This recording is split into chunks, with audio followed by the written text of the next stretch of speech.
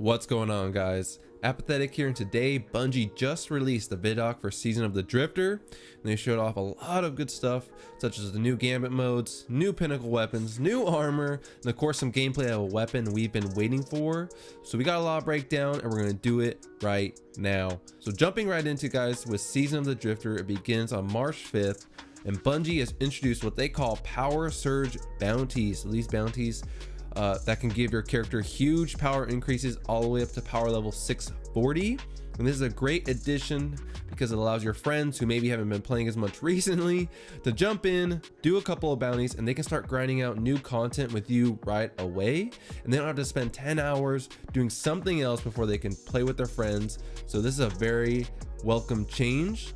Moving right on to the new Gambit modes, we're going to start with Gambit Prime, which is described in the vidoc as the sweatier version of Gambit, which I definitely love the sound of that. And it's important to note that this is only one round. That's right, just one round. So it's meant to be a much shorter but intense version of the original Gambit, but they've also added some other twists. One of those is that you're actually able to drain the enemy team's motes, which I'm assuming means slightly lowering the total amounts of motes an enemy team has over time, which is definitely interesting. The second change is it sounds like they've added new mechanics to the Primeevils that make them more raid boss like, which encourages teams to work in a group in order to DPS the boss to win the game.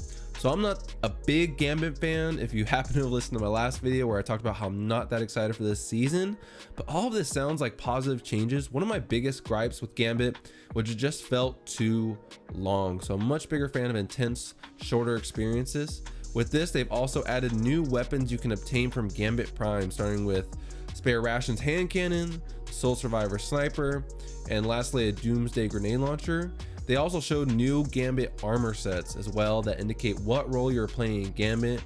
So example, red is for invader. So the idea is based on your role, you can use armor of a certain color to indicate what is my role in Gambit. Am I someone that likes to focus on just killing a ton of ads? Am I someone that really likes to focus on killing the blockers? Am I someone who loves to invade and just loves killing the enemy team? You can choose the armor that fits the role you love to play with in Gambit.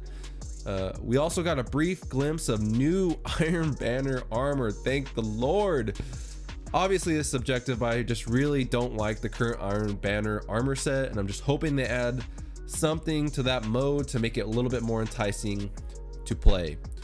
So as far as Gambit weapons that they showed, they look very unique and rustic, which I think is a nice change. I think everyone is always a fan of new weapons in Destiny, so this was expected, but still good to see.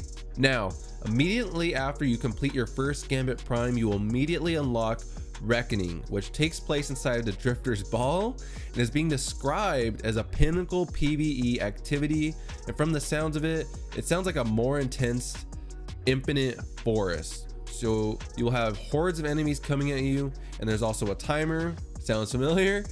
There are a total of 3 tiers that you can unlock, but only the first tier will be available when Season of the Drifter launches, and the other tiers will unlock over time. This looks awesome. I like that they are building upon the idea of the infinite forest, which was well received by activity by the community, and it was something I personally didn't get to play a lot of. I loved how it appeared, and I've always been a fan of just pure Horde modes and where you can work up through different tiers to get better rewards, and that's what this looks like. So I'm looking forward to that. Moving on to a new Pinnacle weapon for the Vanguard and the Crucible. They didn't give us too much here, but from the vidoc we can see the new Crucible Pinnacle weapon is an SMG, and the new Pinnacle Vanguard weapon appears to be a pulse rifle. I don't know, man. An SMG, I don't know if that's really representative of what the PvP community is looking for in a Pinnacle Crucible weapon. Adding on to that, in the current sandbox, SMGs are kind of in like this weird spot. They're not really used. Time to kill on them isn't that great, but we'll see. I'm gonna reserve my judgment, kind of, sort of, until the weapon comes out, and I get to try it out and unlock it myself. So I'll definitely be doing a review on it, but I would hold on to your best SMGs for that quest, because I'm sure similar to the mountaintop quest, you're gonna have a lot of kills involving SMGs. things of that nature. So hold on to your SMGs that you have great rolls on, that you feel for an SMG are strong, I guess, because you're probably gonna need it.